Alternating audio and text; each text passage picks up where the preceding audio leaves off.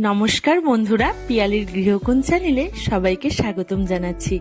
তো আমার ছেলে ড্রয়িং করছে আজকে মা দুর্গা। ও আমাকে জিজ্ঞেস করেছিল যে মাম্মা কি ড্রয়িং করব।